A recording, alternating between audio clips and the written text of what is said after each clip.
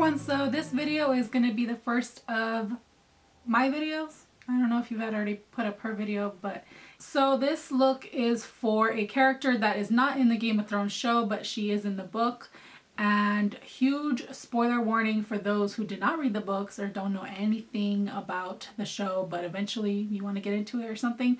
But this character is Catelyn Stark, but after she had passed away is so nicely put, but after the Red Wedding fiasco, she was dead for a few days and then they brought her back to life. She already started to decay, so I kind of made it really old looking, and so I did do the throat slit, and there isn't really a specific picture or anything to go by, so I just kind of went by kind of fan art and then what the character was described as looking as.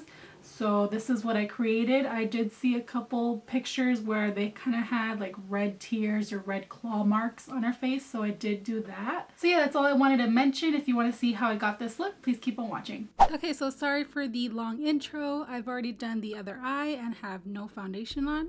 We're going to be starting with an eye primer, and I'm just applying this all over my lid.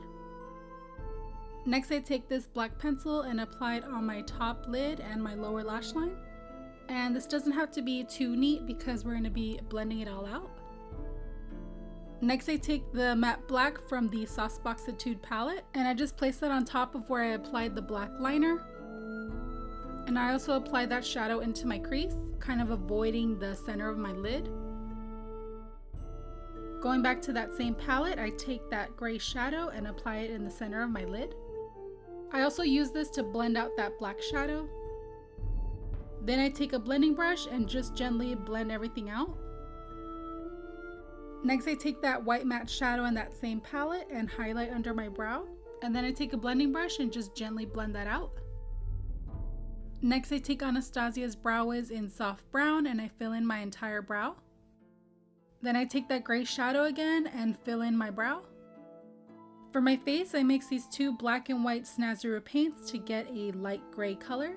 I take a damp beauty blender and just apply that all over my face and neck.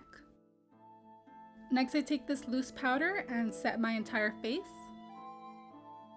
Next, I mix the black and gray shadow to contour my cheeks. I go for a very hollow, sunken in cheekbone, so I bring that shadow just a little bit lower than I normally would, kind of coming towards the mouth area. I also use those two shadows to shade in my temples, my jawline, and my nose. Next, I draw in some wrinkles with that gray shadow. I start with some under eye circles and I kind of just follow along where my natural under eye circle would be. And then I make a few lines on the outer corner of my eye. I also shade in those laugh lines. I purse my lips together and then dust that gray shadow over my lips. I take that black pencil again and just shadow in the inner rim of my lip. Next, I take the red and black paints from this Wolf palette. I start creating these scratch marks around my eyes. I do make them a little squiggly so they're not perfectly straight. In the center of each mark, I applied a little bit of black paint to make them look deeper. Whatever was left over on the brush, I just kind of created the shadow around each mark. Moving on to the neck, I map out where I want the slit to be with a white pencil. And then I apply a layer of liquid latex so that the scar wax has something to adhere to. I would have used spirit gum, but I didn't have any, and I feel like the spirit gum adheres better with the scar wax. As you can tell, I kind of had some trouble getting it to stay in place. So I did have to have a lot of patience with it and then use a face cream for my fingers so that the scar wax doesn't stick on to my fingers. So I made two separate lines with that scar wax and then blended the edges.